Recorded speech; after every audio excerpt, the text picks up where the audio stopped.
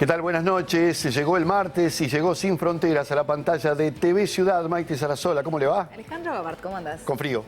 Bastante, ¿no? Sí, así es. Bueno, hoy en Sin Fronteras vamos a hablar sobre los movimientos migratorios que se están desarrollando en nuestra región, qué efecto tienen las políticas implementadas por el presidente de Estados Unidos, Donald Trump, y también nos vamos a preguntar a ver qué puede hacer Uruguay respecto a todo esto.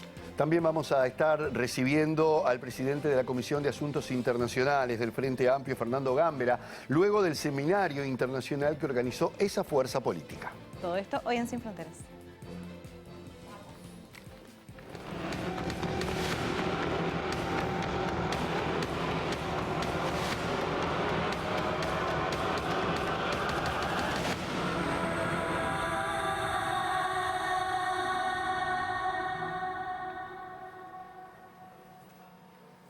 Y hoy arrancamos entonces nuestro Sin Fronteras recibiendo a Natalia Carrau, politóloga y también analista internacional. Bienvenida, Natalia, buenas noches, ¿cómo estás? Muchas gracias, otra vez por acá. Un poco afónica, pero sí, bueno. Te escucho, bueno, vamos tomando agua en el problema. Antes de arrancar con la cuestión de la migración, quería hacerte una pregunta que tiene más que ver con la coyuntura, porque el presidente de Yamandu Orsi estuvo hasta hoy en España, esto en el marco de la cuarta conferencia internacional sobre financiamiento para el desarrollo que se llevó adelante en Sevilla, y en ese marco habló, brindó una conferencia y habló sobre la importancia del multilateralismo, ¿no? Entonces, quería aprovechar esto como disparador para preguntarte, en el marco de este mundo que siempre hablamos en Sin Fronteras, ¿no?, que enfrenta diversos desafíos y fragmentaciones, ¿qué importancia tiene que se ponga la mirada en el multilateralismo? Bueno, clave en este momento, como vos decías, estamos en un contexto donde se están moviendo muchas cosas, en donde también todo apunta a una crisis de ese gobierno global que se dio, ¿no?, que se construyó en la segunda mitad del siglo XX. Entonces, poder hablar en este tipo de foros, y justamente en que habla sobre el financiamiento al desarrollo, ¿no?, qué están dispuestos los países centrales a dar para que haya un equilibrio más armonioso, digamos, entre el sur y el norte, y qué tipo de responsabilidades comunes pero diferenciadas están dispuestos a asumir, es clave. Me parece que la mención al multilateralismo, la mención al derecho internacional es muy acertada. No alcanza solo con eso y hay que validarlo y refrendarlo en cada uno de los espacios en los que está. Es verdad que es, relativamente pequeño el aporte que Uruguay puede hacer en escenarios y conciertos o foros internacionales de este tipo. Sin embargo, si lo traemos un poco más a la región, es ahí donde pueden verse mucho más los efectos que puede tener un papel protagónico de Uruguay, tratando de acordar y articular con los vecinos, ¿no?, Claro, en ese vecindario más acotado, políticas para poder incidir en lo que pareciera que se está discutiendo en algunos lados, que tiene que ver con un nuevo orden internacional. Y en ese sentido, justamente la agenda del presidente Yamandu Orsi continúa, primero por Argentina, donde va a estar participando de la sesión de presidentes del Mercosur, y después va a estar también en Brasil invitado en el marco de la cumbre de los BRICS. Sí, Uruguay no es parte de los BRICS, ¿no?, pero bueno, está siendo invitado. Lula está asumiendo la presidencia y está siendo invitado en calidad de vecino de la región. Entonces, estos son espacios idóneos para tener este tipo de discusiones, ya no con países centrales en los que tenemos una distancia enorme en un montón de indicadores, pero sí con quienes compartimos no solo un territorio común y una historia, sino también desafíos comunes de cara al desarrollo. Bien, vamos a meternos ahora sí entonces en el tema central de Sin Fronteras de hoy, que tiene que ver con los movimientos migratorios. Natalia, ¿qué podemos decir de cómo se están desarrollando en la actualidad? Porque cambian y cambian mucho y rápido. Sí, no cambian tanto en términos de cantidades como nos parece, ¿no? Lo que pasa que ¿A dónde a veces si se desata un conflicto, a veces hay muchísima gente que tiene que moverse de un lugar al otro? Exactamente, y también en la connotación que le ponemos a esos flujos migratorios, ¿no? Porque es cierto que la humanidad migró desde que es humanidad, exacto, por diferentes razones, como tú decís, y hoy están tomando más protagonismo algunas que otras, ¿no? Yo creo que podemos leer estos movimientos migratorios o flujos migratorios en 5 claves. Uno es definirlo, ¿no? ¿Qué es una persona migrante? Porque estamos hablando de personas, no son flujos económicos, que también los hay. Olas, por ejemplo, que también. Sí, en esas olas hay personas, ¿no? Hay familias, hay mujeres, hay varones, hay niños y hay niñas, ¿no? Y la ONU define a las personas migrantes como toda persona que cambia su país de residencia habitual. Ahí, si se fijan, no hay una connotación peyorativa, no hay una asignación de un juicio, ¿no?, de valor sobre eso, no hay una distinción tampoco por causa, y pueden ser personas desplazadas de sus territorios por múltiples razones, no solamente por un conflicto armado, pero también quienes huyen de la pobreza, quienes están buscando un mundo mejor, o incluso quien con una profesión es contratado por una empresa en el extranjero para residir y trabajar ahí por un tiempo determinado de manera permanente. Otra de las claves es las cifras. ¿Cuántos son? ¿De cuántas personas estamos hablando, ¿no? En el 2024 se plantea una cifra estimada, estos son datos de la ONU, de 304 millones de personas. Una de cada 27 personas es una persona migrante. Esto representa aproximadamente un 3.7% de la población mundial. Y para ver el recorrido, en el 2020 habían 275 millones de personas, un porcentaje de un 3,6% de la población mundial de ese momento. No es demasiada la variación, pero bueno, sí es cierto que ha venido creciendo, ¿no? Y se distinguen las causas. La OIM, por otra parte, en el 2020, y para ver la diversidad que existe en estas personas que emigran, hablaba de 28 millones de niños y de niñas que eran considerados parte de la población migrante, un 1.4% de la población infantil mundial. Y es especialmente importante tener en cuenta eso, ¿no? Cuando hablamos de personas migrantes, bueno, con quiénes migran y las situaciones a las que están expuestos, porque no es lo mismo un ingeniero que se traslada a otro país contratado por una empresa transnacional para trabajar allí, que también es una persona migrante, que una familia que está atravesando el tapón de Darién. Otra de las claves, la tercera en este caso, los países de origen, de dónde vienen esas personas migrantes. Ahí tenemos un top 5 de países de origen. India lo encabeza, lo sigue China, México ocupa el tercer lugar con 11.6 millones de personas que aporta a ese flujo migratorio. Ucrania está en el cuarto lugar y Rusia en el quinto. Obviamente Ucrania empieza a aparecer más alto en esa escala a partir de la invasión de Rusia a este país. Una cuarta clave son los países de destino, de dónde, a dónde van esas personas que emigran. Y ahí de nuevo, si miramos los primeros 5 países en la lista, son todos países centrales, son todos países o centrales o con un nivel socioeconómico medio alto o alto. Estamos hablando de Estados Unidos encabezando esa lista, estamos hablando de Alemania, Arabia Saudita, que empieza a aparecer como un destino promisorio, digamos, para estas personas que emigran, Reino Unido y Francia. Estos países han tenido un aumento sostenido de la migración desde el 2020. Una quinta clave son las causas, ¿no? Y ahí sí, ¿por qué es que se trasladan estas personas? ¿Por qué una familia, una persona decide emigrar de un país y lo hace también en condiciones en las que pone en riesgo su vida, ¿no? Y como decíamos al inicio, es un fenómeno histórico, constante a lo largo del tiempo para la historia de la humanidad. Hay razones económicas y si bien no hay un top, digamos, 5 o 10 de razones, estas están sobre la mesa, sobre todo cuando hablamos de las personas que emigran de nuestro territorio, buscan bienestar, buscan un acceso a oportunidades, mejores condiciones del empleo.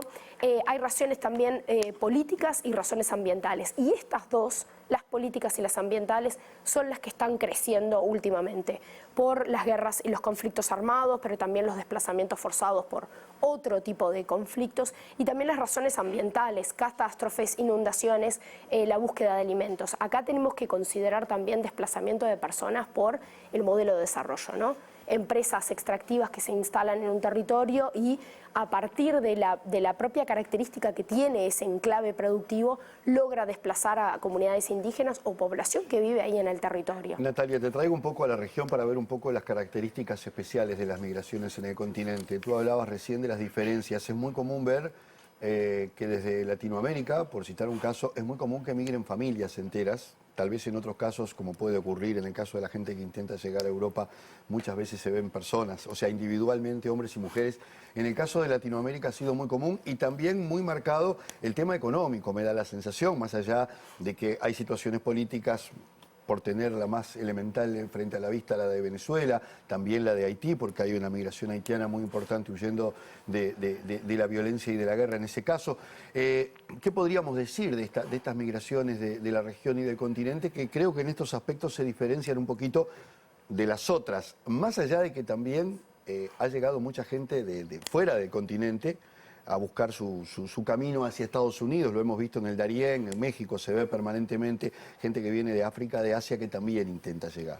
Sí, hay características distintas, como tú decías. Una cosa es la migración que llega a Europa viniendo del norte de África, incluso las características de las personas que migran desde África a Europa también es distinto de las personas que migran dentro de América Latina y el Caribe. Hay una migración intrarregión que es importante, obviamente.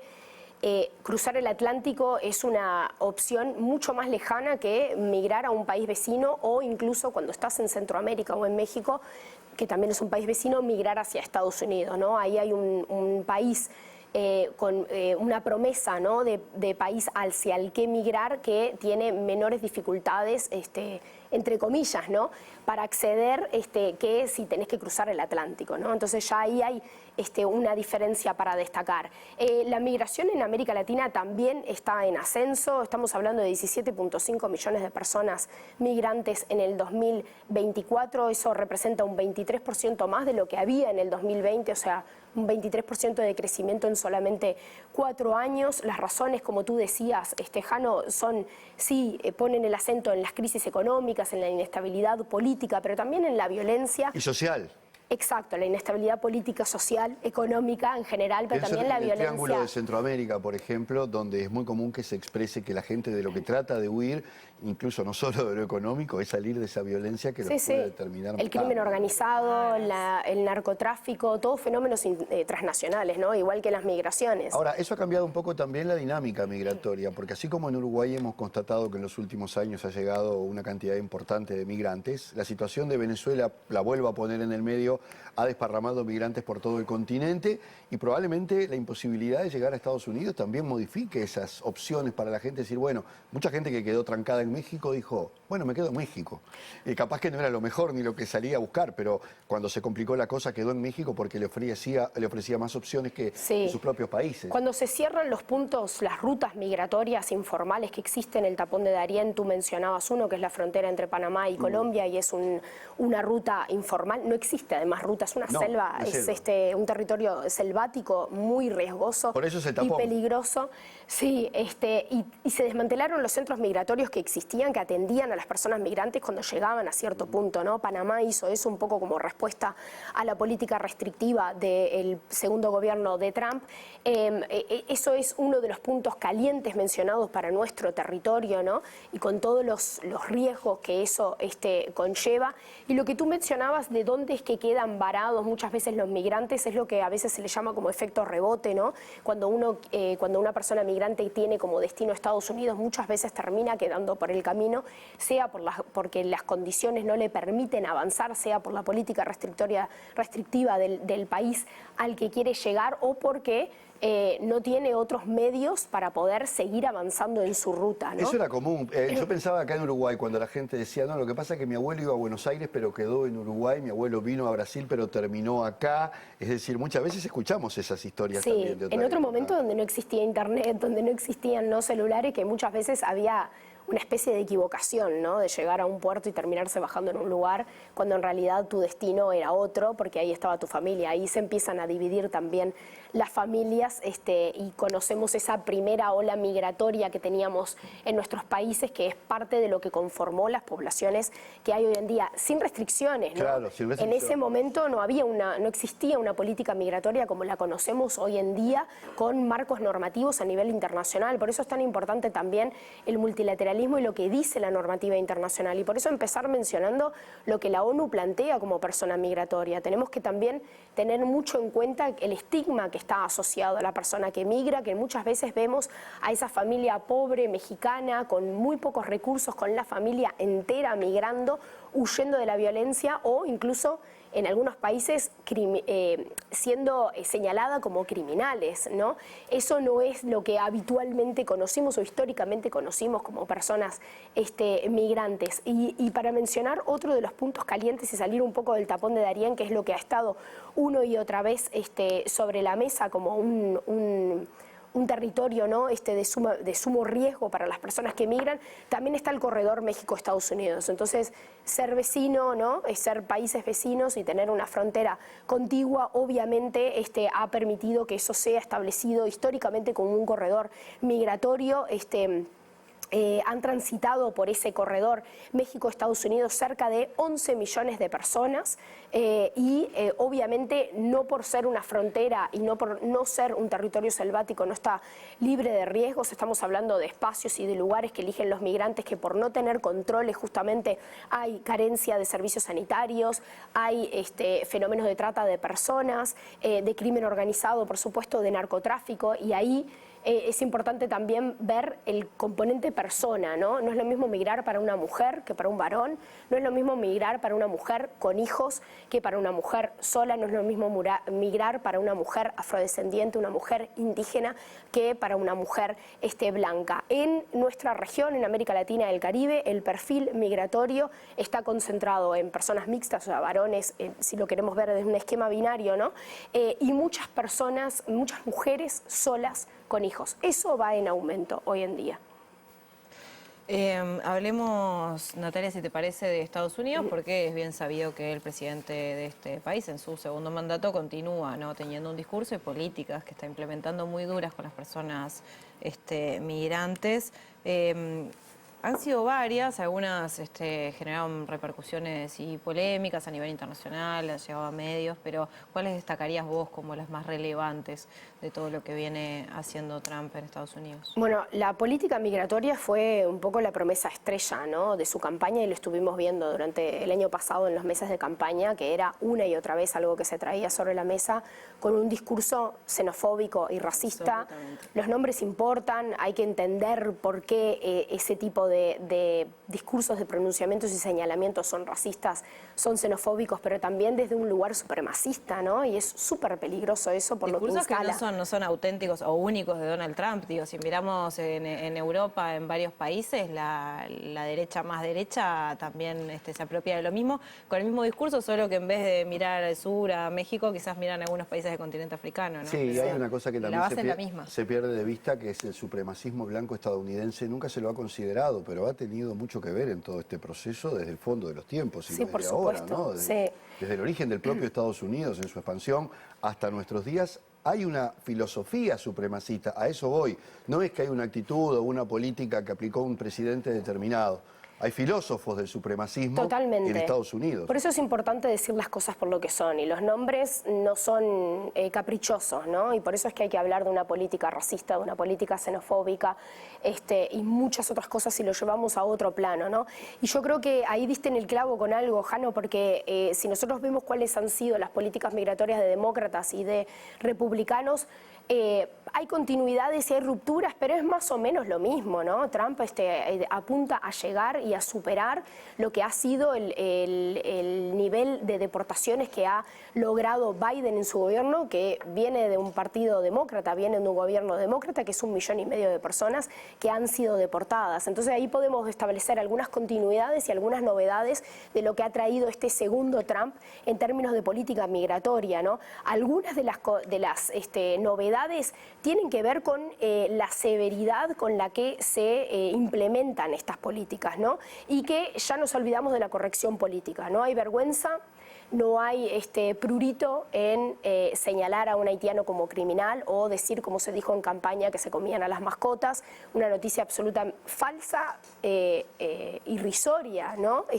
Pero que claramente está buscando generar un odio y esparcir, ¿no?, ese odio en la población estadounidense respecto a una población migrante tan crítica y tan vulnerada como la población haitiana. El primer día de asumir, Trump ya emitió órdenes ejecutivas que revocaban algunas de las políticas de Biden, y decíamos que esto del péndulo demócratas-republicanos no marcaba mucho la diferencia en política migratoria. Sin embargo, habían ciertos marcos, ¿no?, que buscaba proteger en un enfoque de derechos humanos a las personas migrantes en el gobierno de Biden, o mejorar los marcos de políticas para las personas migrantes en Estados Unidos. Eso desapareció en Estados Unidos, eso ha sido revocado, y se subraya la criminalización de esas personas migrantes Y nos olvidamos un poco no solo de la protección de las personas migrantes, sino incluso de los propios contrapesos que existen en la política estadounidense para emitir este tipo de órdenes. Hoy mismo el Senado aprobó la política presupuestaria de Donald Trump, eso va a ir a la Cámara Baja, donde están justamente contenidas una cantidad de medidas limitativas a la migración. Sí, y se necesita presupuesto para todo eso, ¿no? Una polémica ley presupuestal.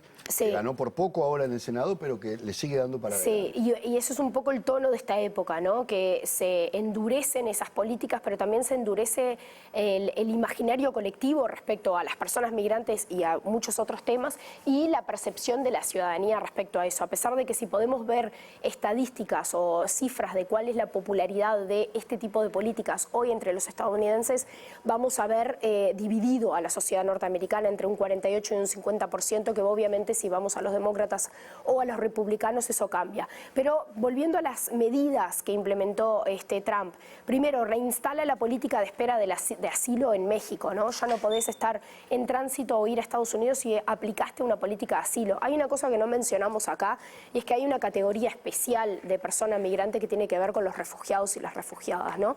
Y que tiene marcos normativos a nivel internacional y regional que protege a esta persona, que son las personas que están huyendo de una persecución política, de una guerra, de conflictos armados, y que son cuidadas especialmente a nivel internacional y que tienen derecho a pedir asilo y tienen derecho a ser protegidas en el territorio al que van. Y la declaración de la emergencia en la frontera sur es otra de las medidas, los cambios en las fuerzas de seguridad para realizar estas redadas. Hay cuerpos inspectivos y de policía que son de otras áreas de la seguridad que están puestos a disposición para poder establecer estas redadas. Y una pequeña mención al ideólogo de esto, ¿no? Porque siempre hay alguien que está, no es solamente Trump, no es un equipo de gobierno, hay muchos perfiles ya en noticias, ¿no? En prensa sobre el papel de Stephen Miller en elaborar esta política migratoria, algunas de las formas en las que lo han llamado consejero más influyente de Trump, odiador mundial. El cerebro de Trump, al menos en esta política, sí, abrimos los ojos porque es eso, no es un neófito en la política, ha trabajado por más de 24 años con legisladores conservadores, estuvo en la construcción del primer Trump que llega al gobierno, por supuesto estuvo en la denuncia de fraude de las elecciones en las que gana Biden y preparó el ascenso de este segundo gobierno de Trump. Él es la primera persona que se señala cuando hablamos de la política migratoria que hoy está implementando el gobierno de Estados Unidos. Natalia, nos queda un minuto, pero al menos algunos titulares, porque además vamos a meternos de lleno en eso en el próximo bloque. ¿Qué es lo que pasa entonces? ¿Qué consecuencias tienen este tipo de políticas en la región? Y también cómo queda Uruguay enmarcado en todo esto. Bueno, hablábamos de esto del efecto rebote, ¿no? Y de lo que eso puede implicar. Los retornos masivos hacia los países de origen de estas personas migrantes, ya vimos lo que eso trae, ¿no?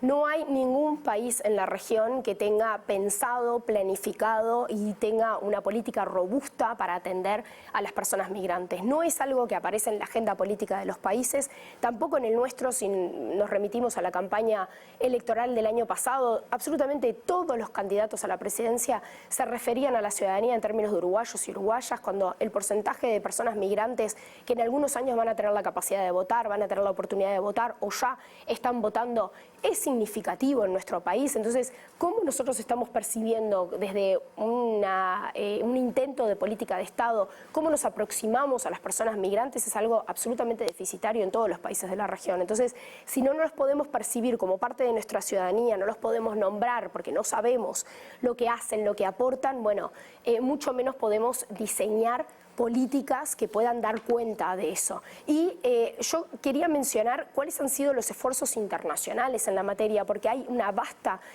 construcción de política para las migraciones a nivel internacional, ¿no? Y tenemos desde la Declaración Universal de los Derechos Humanos hasta el Pacto Internacional de Derechos Civiles y Políticos, pasando por la Convención Internacional sobre la Protección de Derechos de las Personas Trabajadoras Migrantes y sus familias. Son todos marcos normativos desde segunda mitad del siglo XX en adelante. Son textos, por ejemplo, que protege los derechos de las personas trabajadoras migrantes, que es todo un tema, ¿no?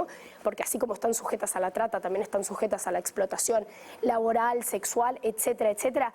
Es un marco normativo que ha sido aprobado por una enorme cantidad de países de América Latina y del Caribe, no tiene, incluido Uruguay, no tiene a un solo país central, Estados Unidos, europeo, países de renta alta, media alta o alta, que lo haya ratificado.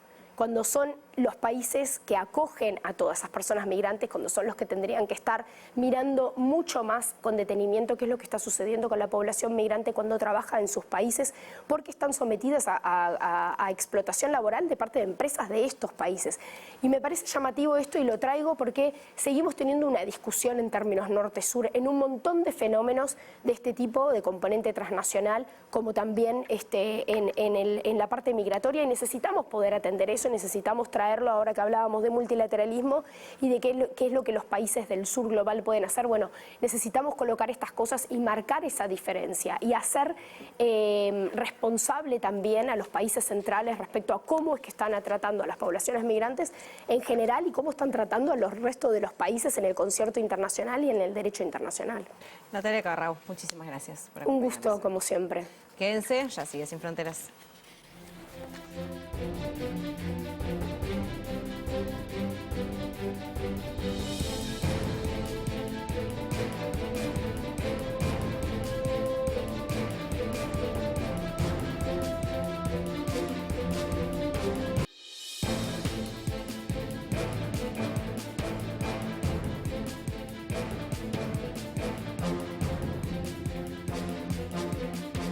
Bien, y tal como lo habíamos adelantado, vamos a seguir abordando la cuestión migratoria en esta edición de hoy de Sin Fronteras y hemos recibido por eso a Leroy Gutiérrez, que es presidente de la comisión directiva de la ONG Idas y Vueltas, venezolano él aquí en nuestro país. Bienvenido, Leroy, un gusto tenerte, ¿eh? Muchas gracias por la invitación. Bueno, intentábamos describir en el bloque anterior los movimientos migratorios de la actualidad desde la experiencia. Ustedes además trabajan con una población migrante muy variada. ¿Cómo ves la realidad latinoamericana en este sentido? ¿Cómo se visualiza desde este trabajo que ustedes están haciendo? Bueno, creo que es público y notorio que los países de América Latina están pasando por diversas crisis sociales, económicas, que eso impulsa a la gente a moverse, ¿no? A salir de su país y buscar, digamos, como una mejor circunstancia, una mejor situación. Uruguay en la región parece ser un destino atractivo porque es un país, un lugar común, ¿verdad? Seguro, estable, donde la gente puede venir y trabajar formalmente, puede acceder a la salud pública, a la educación pública, y eso es atractivo. Además, también Uruguay tiene algo en cuanto a políticas migratorias que, por ejemplo, tiene una ley de migración que consagra que migrar es un derecho. La 18.250. Tiene una ley de apatridia, tiene una ley de refugio, que son leyes que son muy garantistas. Es decir, que entienden que la migración y las distintas, además como las distintas circunstancias por las que puede atravesar una persona que deja su país de origen, bueno, como ameritan un tratamiento especial desde la ley, ¿no? Entonces, Uruguay, el Estado uruguayo reconoce que las personas migrantes tenemos unos derechos y hace todo lo posible por garantizarlos.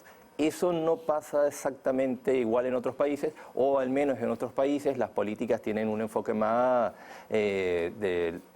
securitario, es decir... Restrictivo. Sí, quieren proteger las fronteras o limitar el ingreso de personas que se puedan considerar, no sé, potenciales amenazas. Entonces se habla mucho de migración irregular o migrantes ilegales. En Uruguay no se usan esos términos.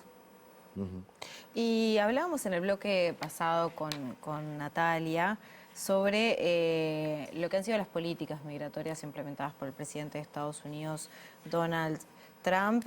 ¿Cómo observan esta situación desde el punto de vista práctico y las consecuencias que trae, y también desde el punto de vista simbólico de qué pasa cuando estas personas poderosas y presidentes manejan discursos tan peligrosos y tan xenofóbicos en relación a las personas migrantes? Bueno, en términos prácticos, todavía, desde Idas y Vueltas, nosotros no hemos visto, digamos, como un incremento de personas migrantes que estén llegando a Uruguay porque, por ejemplo, se estén desviando en su ruta hacia el norte, porque entienden que no es un buen destino. No lo hemos notado todavía, pero quién sabe, capaz que es una cuestión de tiempo, pero nosotros no lo hemos notado. Tendrían que decirle a las autoridades si está llegando más gente, ¿no? Por ese motivo. Puede ser que estén llegando más gente por otro motivo, pero en ese motivo en particular, que nosotros sepamos, no.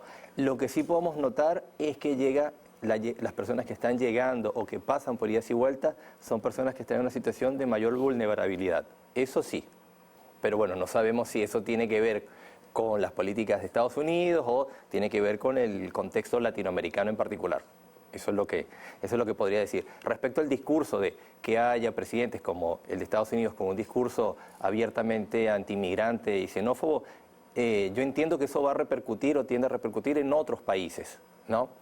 En el sentido en que pueden marcar una pauta y que otros estados pueden, o otros gobiernos pueden entender que, bueno, eso es perfectamente válido, es perfectamente lícito hacerlo. También es posible, pero esto es una mera especulación de mi parte, que, bueno, que esa política de Estados Unidos también influya directamente, no solamente a nivel discursivo, sino influya también directamente en las políticas de otros países. Por ejemplo, yo no recuerdo si fue ya en 2024 o 2023 que Estados Unidos, Panamá, estableció un acuerdo con Estados Unidos para restringir el paso por la selva del Darién, ¿no?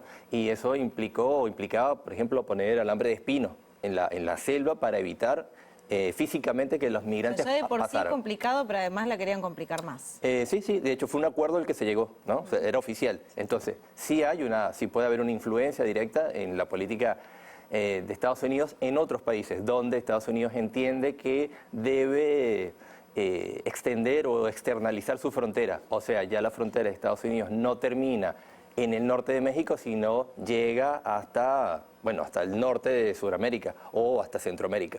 Entonces, bueno, hay una influencia directa, no solamente a nivel discursivo, pero el nivel discursivo también es importante, ¿no? Sí, también influye negativamente. Leroy, obviamente que el efecto rebote todavía no podemos saber, cómo se le llama, qué efecto va a tener en Uruguay, por lo menos de esta restricción puntual. Sabemos que esto es muy dinámico siempre. El Uruguay ha vivido en los últimos años la llegada de migraciones, particularmente de Venezuela, de Cuba y de República Dominicana, aunque no únicamente, son las más visibles. Han llegado miles de argentinos, pero se invisibilizan culturalmente dentro de la sociedad uruguaya y prácticamente son imperceptibles. Llegan algunos brasileros, en una época llegaron muchos peruanos.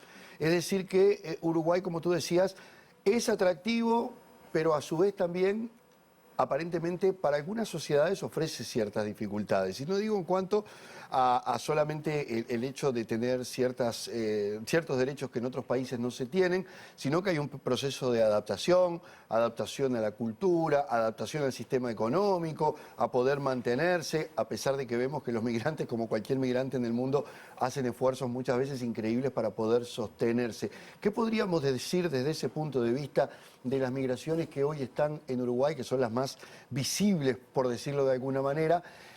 Porque obviamente aquí no hay la misma cantidad de venezolanos, por citar el caso de los venezolanos, que hay en Chile o que hay en Perú, por ejemplo. A veces hay cuestiones de cercanía tal vez cultural, no sé si tiene que ver la distancia física. ¿Cómo lo ves tú todo eso?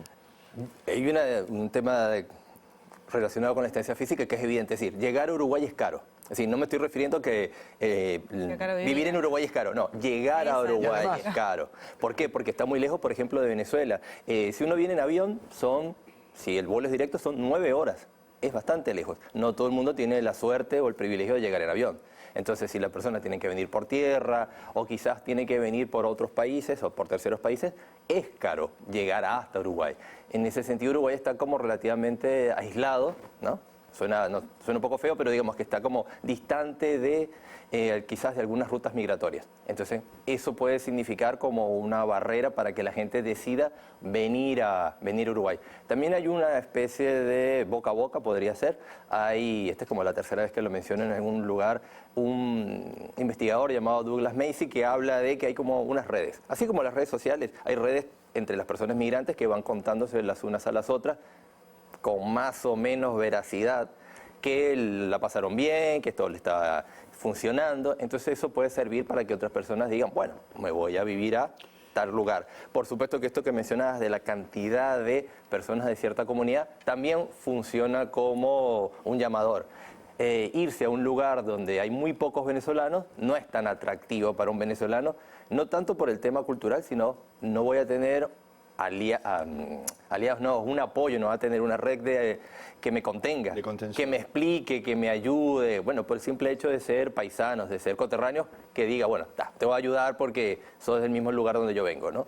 Entonces eso es un factor que va a influir. Ese boca a boca no está institucionalizado, funcionó mucho en las migraciones de las crisis de Uruguay, cuando en los principios de los 2000 ya habían ocurrido otras, pero vamos a poner la más reciente, la gente literalmente disparaba, porque esa era la palabra, hacia Estados Unidos, hacia España, y había gente que empezaba a irse, se dio todo un fenómeno contagioso boca a boca, me voy para España, ¿y a dónde voy? A la casa de fulano que me recibe. Me voy para Estados Unidos, para Atlanta, y acá, no, porque en Atlanta hay uno que me recibe. Es decir, que eso funcionaba y ese boca a boca me está yendo bien, llegué y tengo laburo. Todo ese tipo de cosas funcionan, ¿no? Es decir, a veces no se sabe uno dónde va porque después están las malas experiencias, ¿no? Del que llegó y el que no le fue igual. En este caso funcionan también, ¿crees tú? Aquí lo que pasa en Uruguay. No, seguro que funciona. A ver, por mi lado, yo tengo un amigo que se vino a vivir a Uruguay después que yo me vine con mi esposa y mi hija, porque nosotros estamos acá. Entonces él dijo, bueno, yo que estoy pensando irme a algún lugar del mundo, salir de Venezuela, pero bueno, la verdad que no sé muy bien a dónde, me voy a ir a donde hay unos amigos. Y bueno, por supuesto que él llegó y, digamos, de forma independiente, autónoma, y ha hecho toda su trayectoria acá en Uruguay de forma independiente, pero bueno, había al menos un amigo, una amiga con quien hablar, a quien preguntarle, a quién frecuentar. Eso me parecía es muy relevante, pero luego, casi hace 2 años, mi madre está viviendo acá.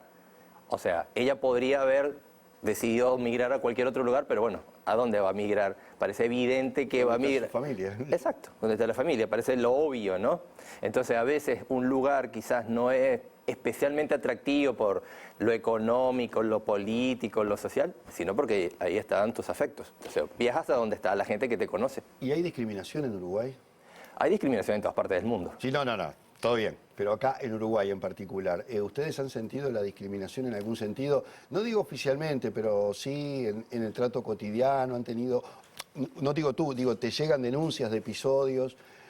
Sabemos que, por ejemplo, Uruguay con la población afro tiene un debe muy grande históricamente, ¿no? Y no necesariamente con los afros que vienen de afuera, sino con los propios, a los que se suman los que vienen de afuera. Claro, por eso digo, cuando digo que discriminan en todas partes del mundo, lo que quiero decir es que es una cuestión estructural. Entonces, Uruguay no está exento del racismo estructural y de xenofobia, también está presente la xenofobia.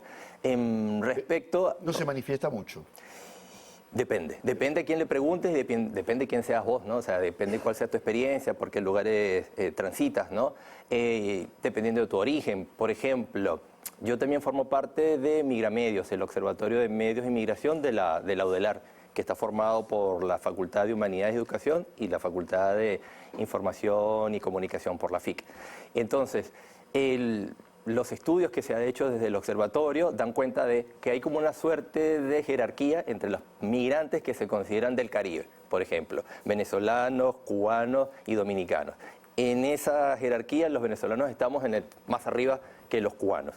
Los cubanos están en el segundo lugar y en el último lugar están los dominicanos. Es decir, a los venezolanos nos perciben más positivamente y por ende nos tratan mejor, nos dan más oportunidades, se quejan menos de nosotros. Luego están los cubanos, se quejan un poco más que de lo que podían quejarse de los venezolanos, le dan un poco menos oportunidades que le dan a los venezolanos. Y en tercer lugar están los dominicanos. Y ahí hay además como un cruce, porque está la percepción, por ejemplo, de que los venezolanos estamos mejor formados. No sé si han visto esos estudios que dicen, bueno, la mayoría, X cantidad de migrantes tienen... es un comentario permanente. Una formación por encima de la media de la población uruguaya. Bien, que hay gente que dice, pero ¿será verdad que todos los venezolanos estudiaron en la universidad? ¿Será cierto? ¿No? No pasa tanto con los cubanos, pero también se percibe que los cubanos, muchos tienen formación. Pero en el caso de los dominicanos se percibe, y digo, es una percepción, a nadie le consta, nadie tiene pruebas. O sea, las personas que lo piensan no tienen pruebas, solo perciben que seguramente los dominicanos son menos formados, menos instruidos. Ahí hay un cruce con la racialización, es decir, los dominicanos son percibidos como más negros. Los cubanos son un poco menos negros y los venezolanos son percibidos como más blancos. Pero eso es una percepción.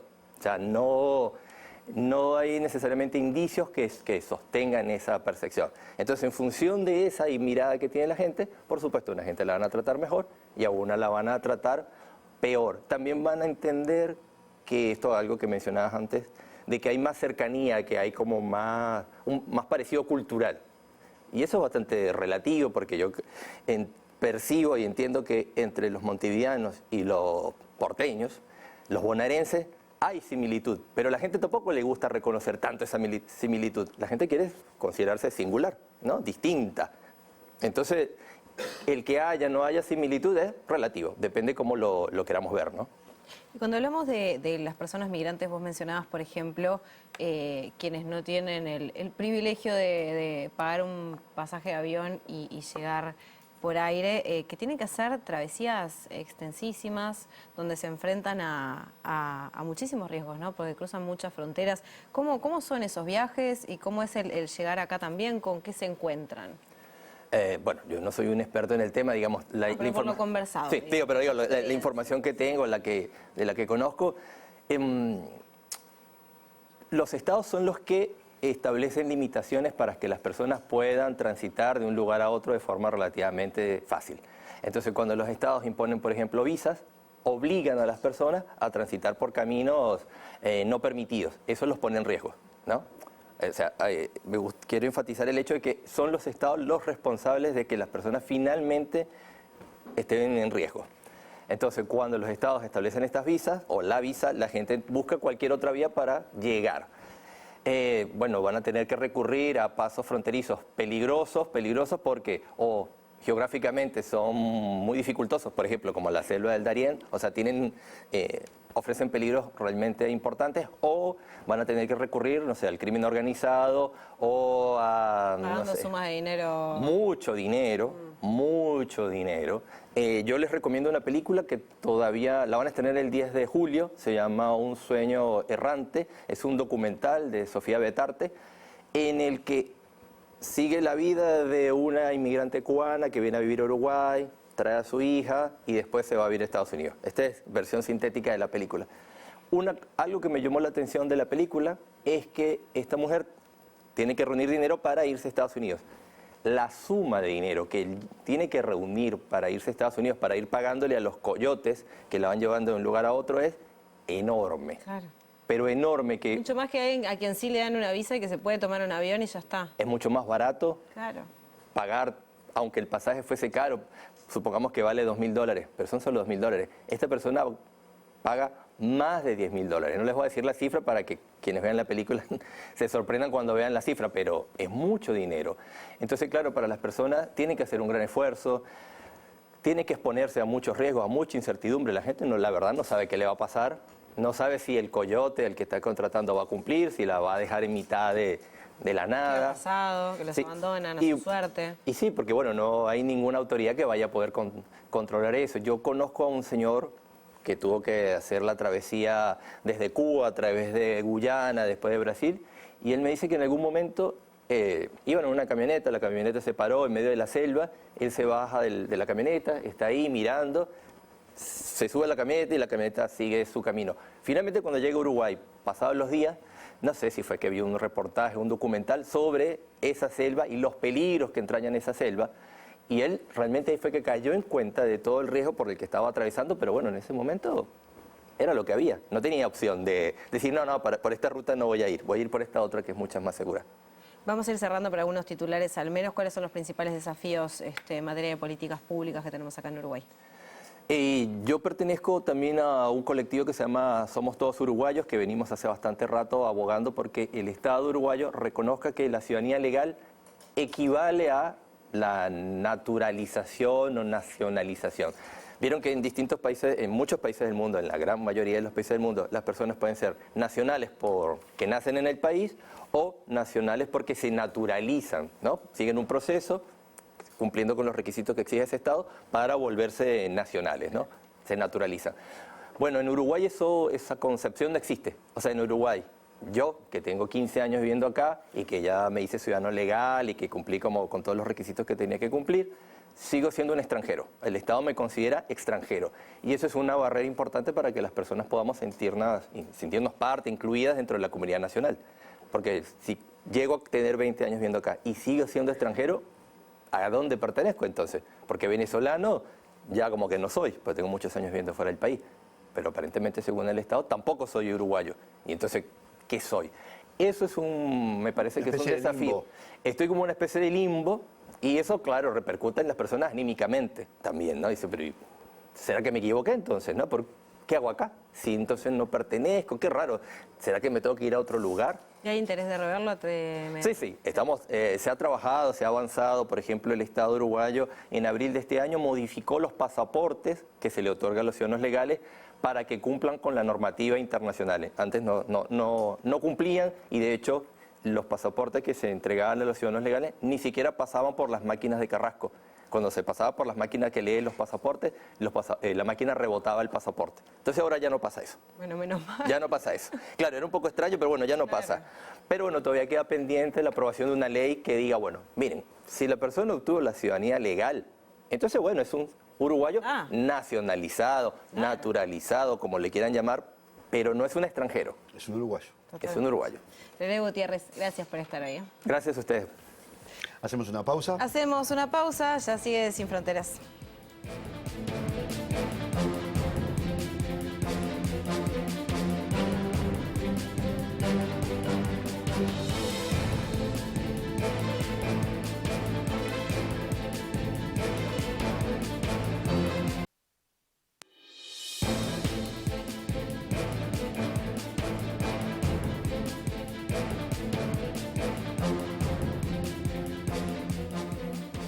Tercer y último bloque de Sin Fronteras y cambiamos de tema. Recibimos a Fernando Gambera, presidente de la Comisión de Asuntos Internacionales del Frente Amplio. Fernando, bienvenido nuevamente a Sin Fronteras. ¿Cómo estás? Un gusto, muchas gracias por invitarme y ando bien, muy bien.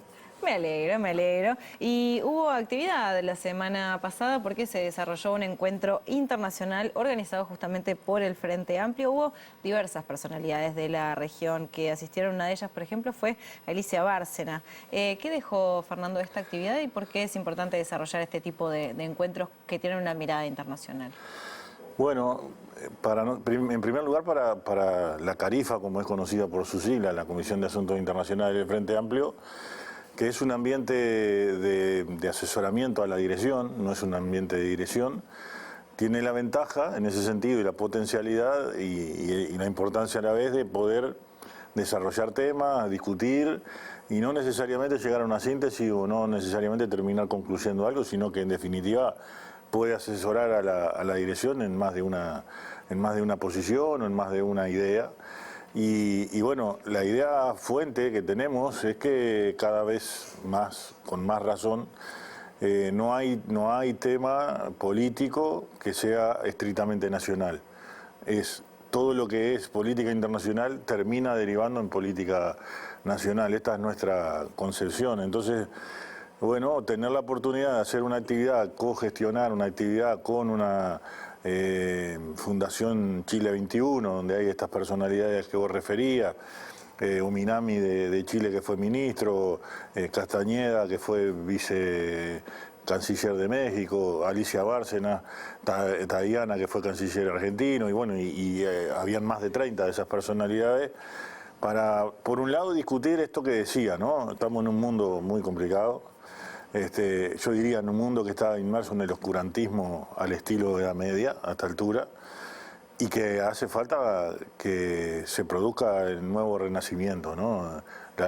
La luz tiene que llegar a la humanidad y claramente la luz no la va a traer la derecha, que cada vez está más organizado internacionalmente, tiene más estrategia global e internacional que generar polarización en todos los países y a nivel global también, en contra del multilateralismo y bueno, generar estas actividades que nos hacen pensar una alternativa a eso y tener una internacionalización de esa alternativa, creo que es importante. Y bueno, eso es lo que se buscó. Fernando, ya lo definiste de alguna manera, cuál es la visión, que no necesariamente tiene que ser la institucional del Frente Amplio, pero ante coyunturas tan complejas como las que estamos viviendo, ¿cómo se para la fuerza política? Por un lado, para analizarlas, pero también para llevarlas, en este caso en particular, al terreno de las políticas públicas del Uruguay, en el que está ejerciendo el gobierno. Es decir, que cómo están viendo esta situación y que se puedan adaptar esas visiones también a lo que es una política de Estado, ¿no?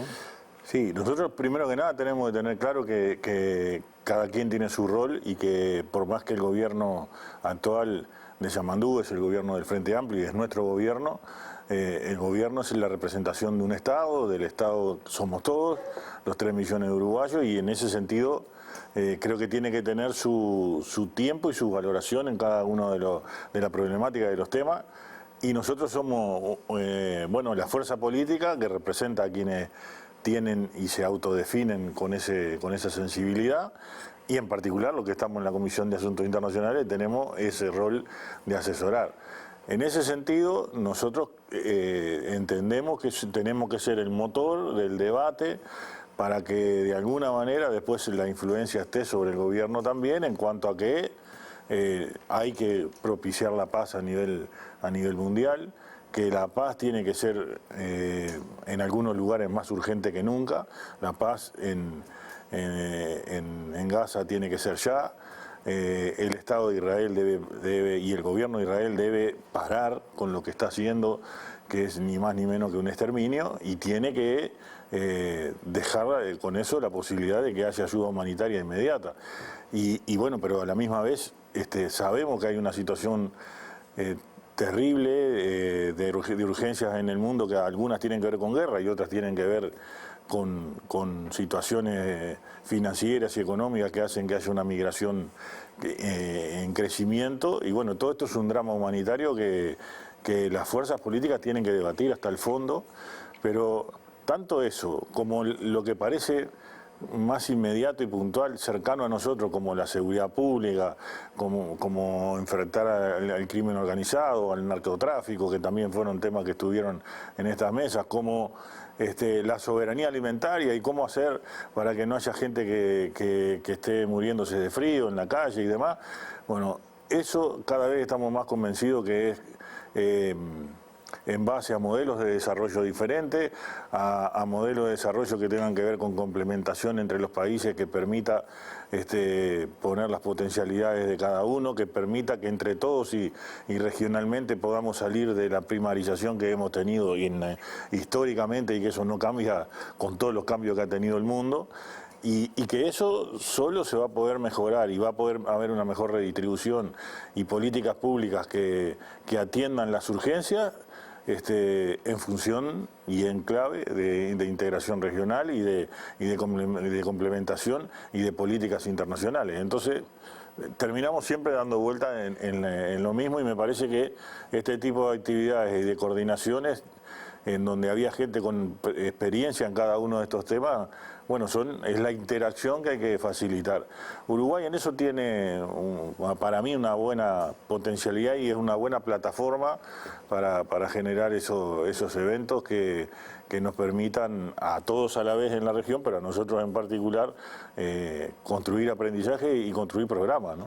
Gambera mencionó el tema seguridad, me interesa particularmente que nos metamos allí. ¿Qué fue lo que se conversó? ¿Cuáles son las ideas que se manejan? Porque justamente, si hay algo que se viene conversando y mucho, que ya sabemos, es que el crimen organizado atraviesa todas las fronteras. ¿Cómo se puede trabajar a nivel internacional y de políticas regionales para enfrentar esto? Bueno, allí habiendo experiencias en cada uno de los que nos visitaban, pero experiencia colectiva y experiencia individual de varios de ellos, estaba la reivindicación de la presencia del Estado de múltiples maneras en todo el territorio como una clave fundamental para poder encontrar soluciones a esto, a contrapelo de lo que se dice de que es mucho mejor generar iniciativas privadas y generar tercerizaciones que sustituyan al Estado y que haya un Estado cada vez menor, ¿no? Y en realidad eran testimonios directos de países en donde se recorrió esos caminos y realmente están mucho peor, ¿no? Entonces, claro. O sea, los ejemplos de lo que no hacer. Exacto, y claro, aquí desde aquí se le daba la situación de la densidad de cantidad de personas en cárcel, de los datos que tenemos en Uruguay que van en contra de que necesariamente no es el aumentar penas la solución a las situaciones de criminología que hay, pero además lo que un poco había un intercambio allí era cómo ha ido quedando demostrado de que nadie está fuera de este problema, sino que incluso algunos que sentíamos o veíamos todo el fenómeno del del sicariato y demás como una cuestión lejana o que veíamos a través de... Está instaladísimo. Está instalado también aquí. Y Entonces, es necesario ahí también, perdón, Gambera, que lo interrumpa, pero se habló sobre la necesidad de que haya una buena comunicación entre estados y entre gobiernos en materia me imagino, de información, justamente para luchar contra el narcotráfico. Sí, es que eso es clave, sí se habló, pero estaba junto con eso la preocupación de una necesaria, tal vez es un paso previo, pero una necesaria vinculación, intercambio y cambio de información entre quienes se definen o se autodefinen con sensibilidad progresista, a contramarcha de quienes se definen por una opción mucho más conservadora y de derecha, que terminan reivindicando experiencias como las de Bukele, ¿no? en El Salvador. Entonces, yo creo que estamos en una etapa en la que casi que es medular y importante que todas las opciones progresistas de nuestro continente, por lo menos para ir dando pasos, tengan un nivel de intercambio y de coordinación que permita que haya una relación entre propuestas que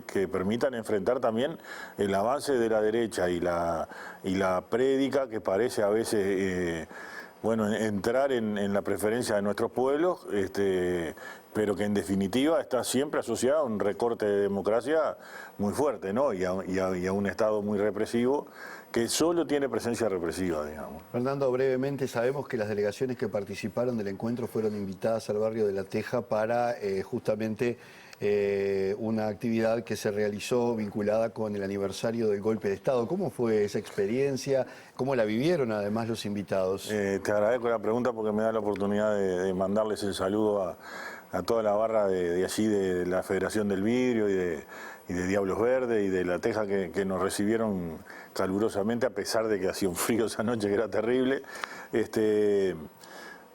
Esto viene con lo último que estaba diciendo. En definitiva, parte del debate que había en la actividad tenía que ver con la preservación de la institucionalidad, la democracia y las libertades, ¿no? A contrapelo a veces de toda la prédica conservadora que hay en nuestro continente y naturalmente en la fecha en la que estábamos, 27 de junio, y cuando eso era uno de los centros del intercambio, razonablemente queríamos que estuviera presente y que ellos pudieran vivenciar cómo es que todos los años nosotros, en uno de los lugares donde recordamos el golpe de Estado y la noche en que se declaró la huelga general. Un lugar emblemático. Emblemático, ellos tuvieron la oportunidad de vivirlo con nosotros, ¿no? Porque de alguna manera también ahí se les mostró que no fue que unos cuantos se juntaron esa noche y decidieron hacer una huelga, sino que esto era un proceso resuelto por la CNT desde muchos años antes, previendo que había una escalada en la región de militarización y de dictaduras, y que en ese sentido, si había golpe en el Uruguay, iba a haber huelga. Y bueno, estuvo buena la oportunidad y de paso algunos pudieron también disfrutar de una breve actuación de Diablos Verdes y del lanzamiento de su espectáculo para este año, así que fue redondo y la verdad que pese al frío creo que lo disfrutamos. O sea que vuelven los Diablos Verdes, mirá lo que nos enteramos. Así pareció quedar ahí. Ojalá. Muy bien, Fernando Gambera, presidente de la Comisión de Asuntos Internacionales del Frente Amplio, gracias por estar con nosotros. Gracias a ustedes y a la orden siempre. Nos vamos a la sola. Nos vamos, llegamos al final de este Sin Fronteras. A ustedes gracias por estar como siempre. Nos volvemos a encontrar pronto en la pantalla de TV Ciudad. Chao.